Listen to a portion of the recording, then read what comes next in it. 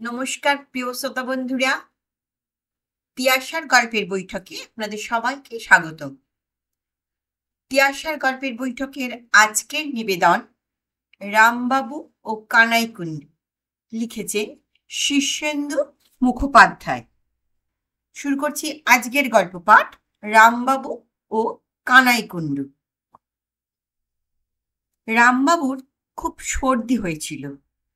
বন্ধু শ্যাম কবিরাজ তাকে এক পুড়িয়া কবরেজি নস্যি দিয়ে বললেন, শোয়ার আগে এক টিপ টেনে শুয়ে পড়ো। তাই করলেন রামবাবু। ঘুম ভেঙে উঠে সকালে বেশ ঝরঝরে লাগলো শরীরটা। সকালবেলা দাড়ি কামাতে গিয়ে রামবাবু আয়নায় আবিষ্কার করলেন যে তার বাঁ গালে একটা কালো এবং বড় জরুল দেখা দিয়েছে। প্রথমটায় ভেবেছিলেন কালির দাগ। আঙুল দিয়ে ঘষে ঘষে দেখলেন, না, তা নয়, জরুলি। তবে আচমকা গালে একটা জরুল দেখে রামবাবুর যতটা বিরক্ত বা বিস্মিত হওয়া উচিত ছিল ততটা হলেন না, কারণ জরুলটা তার ফর্সা গালে বেশ ভালোই মানিয়েছে। হ্যাঁ, ফর্সা। রামবাবু দাড়ি কামাতে কামাতে আবার একবার থমকালেন। ফর্সা? তিনি তো কোশমিনকালেও ফর্সা নন। বেশ কালোই তার গায়ের রং। তাহলে এরকম ধবধবে ফর্সাই বা তাকে এখন লাগছে কেন? রামবাবু জানালার কাছে দাঁড়িয়ে ফটফটে আলোয় হাত আয়না দিয়ে মুখখানা দেখলেন। না, দারুণ ফর্সাই তো তিনি। লোকে যে এতকাল কেন তাকে কালো বদনাম দিয়ে এসেছে। যাকগে, রামবাবু আজ বেশ খোশ মেজাজি দাড়ি কামিয়ে স্নানটা সেরে নিলেন। মাথা জোড়া টাক বলে রামবাবুকে চুল আঁচড়ানোর বিশেষ ঝক্কি পোয়াতে হতো না। ঘাড় আর জুলপি আঁচড়ে নিলেই চলে যেত।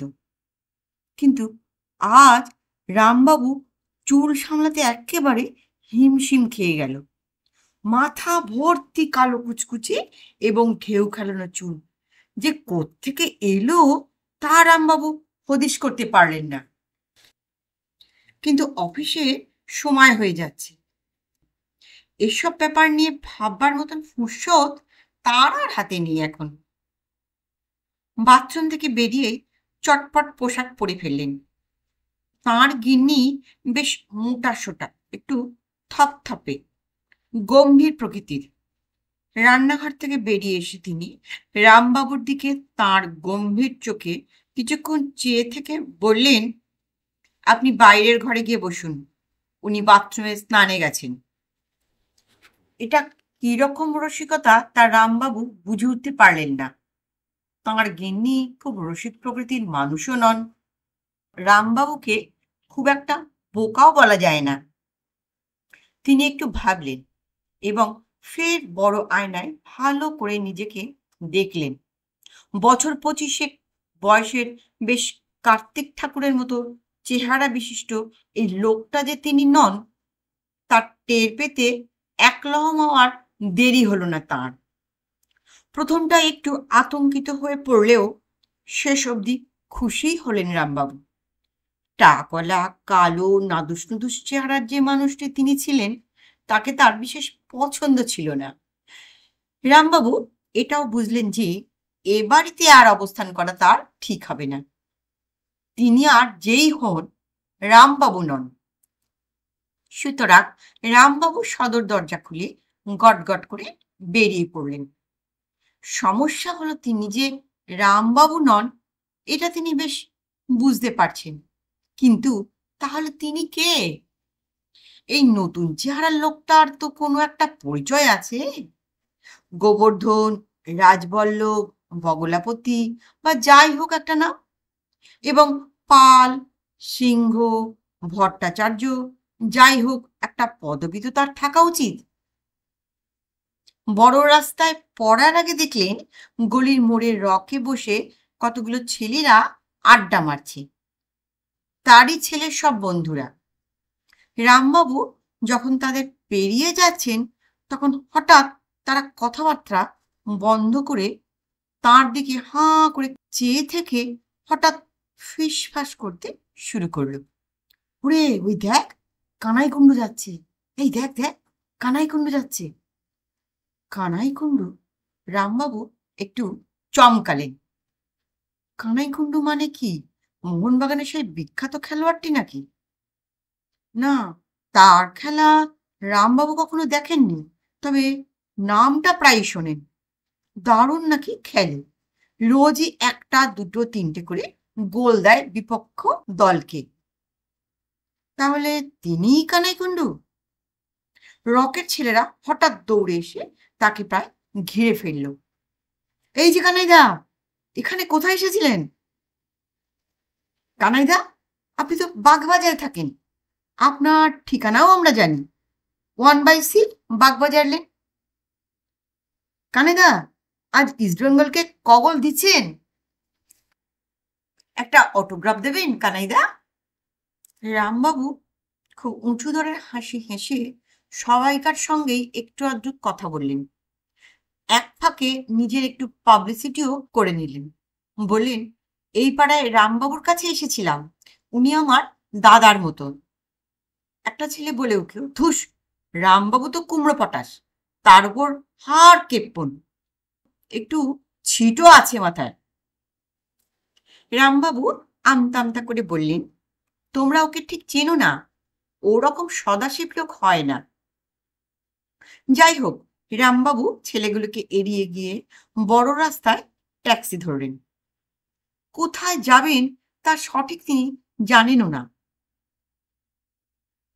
1/C বাগবাজার লেনে কানাই কুণ্ডুর বাড়িতে হাজির হতে তার ঠিক সাহস হলো না। সেখানে আবার কি গুবলেট হয়ে আছে কে জানে। তবে তিনি এটা জেনে নিয়েছেন যে ময়দানে আজ মোহনবাগানের সঙ্গে ইস্টবেঙ্গলের ম্যাচ আছে।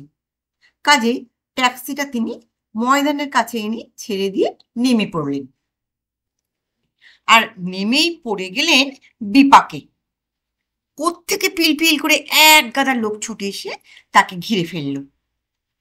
এই কানাই, খুব ল্যাং মেরে খেলা শিখেছ, হ্যাঁ?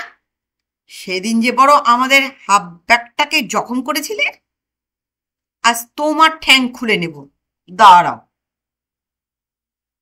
আর একজন বলল, কানাইয়ের খুব তেল হয়েছে রে কালু, আয় আজ ওর তেল একটু নিংড়ে নেওয়া যাক। অন্যজন বলল, এই যে কানাই বাবু, বল না প্লেয়ার, কাকে লাথি মারতে আপনার বেশি ভালো লাগে বলুন তো? হ্যাঁ, চোখে কি ভালো দেখতে পান না? ওহে কানাই মস্তান, আজ ট্যান্ডাই ম্যান্ডাই করলে কিন্তু কোল যে খেচে নেব, বুঝলে? আর একজন বলল। এই সময়ে কিছু লোক দৌড়ে এসে রামবাবুকে ধরে বলল, এই যে কানাই, আজ এত বড় খেলা আর তোমার পাত্তাই নেই, চলো চলো ট্রেনটা চলো শিগগিরই। রামবাবু বুঝলেন এরা সব ক্লাবের কর্মকর্তা। তিনি হাঁপ ছেড়ে বাঁচলেন। কর্তারা তাকে ধরে নিয়ে গিয়ে টেন্টে ঢুকিয়ে দিল। টেন্টের ভিতরে তখন প্লেয়াররা গম্ভীর মুখে বসে কোচের উপদেশ শুনছে। রামবাবুও শুনতে লাগলেন, তবে কিছু বুঝতে পারলেন না। তিনি জীবনে কখনো ফুটবল খেলেননি। একটু আধটু হাডুডু খেলেছেন আর অল্প স্বল্প ডাঙ্গুলি, তার বেশি কিছু নয়। কোচ রামবাবুকে বললেন, কানাই, তুমি একদম পাংচুয়াল নও, বি সিরিয়াস। সত্যেন তোমাকে বল ঠেললে তুমি ওয়াল পাস খেলবে কালিদাসের সঙ্গে, তারপর ডায়াগোনালি।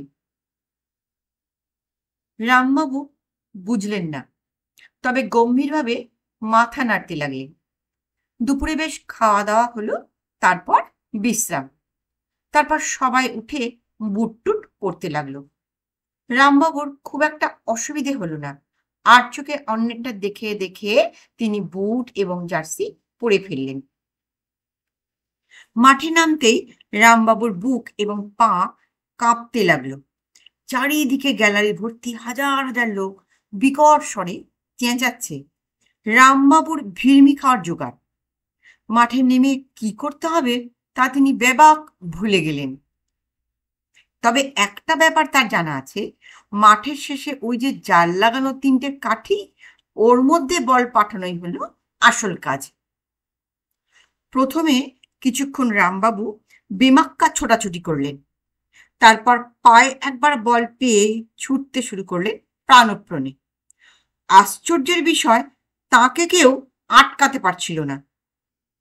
রামবাবু খুব উৎসাহের সঙ্গে ছুটে, আরো জোরে ছুটে প্রায় মাঝ মাঠ থেকে বল নিয়ে গিয়ে 3 কাঠির সামনে হাজির হলেন এবং খুব দক্ষতার সঙ্গে বলটা পাঠিয়ে দিলেন গোলের ভিতরে। সমস্ত মাঠ হর্ষধ্বনি আর চিৎকারে ফেটে পড়ল। রামবাবু একগাল হাসলেন, একেই বলে খেলা। কিন্তু চেয়ে দেখলেন তার দলের খেলোয়াড়রা কেমন অদ্ভুত চোখে তাঁর দিকে তাকাচ্ছে। গ্যালারি থেকে কারা যেন চেঁচিয়ে বলছে, ও বেটা ঘুষ খেয়েছে, বের করে দাও ওকে মাঠ থেকে, বের করে দাও। রামবাবু একটু ভড়কে গেলেন এবং খানিক বাদে বুঝতে পারলেন গোল তিনি দিয়েছেন ঠিকই, তবে নিজের দলকেই। তার দেওয়া গোলে মোহনবাগান 1 গোল পিছিয়ে পড়েছে। কোচ মাঠের মধ্যে ঢুকে তার সামনে এসে দাঁড়িয়ে বললেন, বেরিয়ে এসো। রামবাবু বেরিয়ে এলেন, আর তারপরই পটাপট কিল, চর, থাপ্পড়, ঘুষি এসে পড়তে লাগলো তাঁর ওপর। কে একটা ল্যাংও যেন মারল। রামবাবু মাটিতে পড়ে চোখ উল্টে গো গো করতে লাগলেন। আর তখনই বোঝা গেল লোকটা রামবাবু, কানাই কুণ্ডু নয়। আসল কানাই কুণ্ডু মামা বাড়ি গিয়েছিল কাঁঠাল খেতে, সবে ফিরেছে। বুট টুট পরে সে মাঠে নামবার জন্য তৈরি হচ্ছে। পরদিন সকালে যখন দাড়ি কামাতে গেলেন রামবাবু, তখন তার কালো গালে জোর উঠছিল না, মাথা জোড়া টাক, থলথলে শরীর। তবু রামবাবু নিজেকে দেখে বেশ খুশিই হলেন। নমস্কার। গল্পটা কেমন লাগলো? গল্পটা ভালো লাগলে অনুগ্রহ করে একটা লাইক করতে ভুলবেন না। আপনাদের কোনো মতামত থাকলে অবশ্যই কমেন্ট বক্সে লিখে জানাবেন।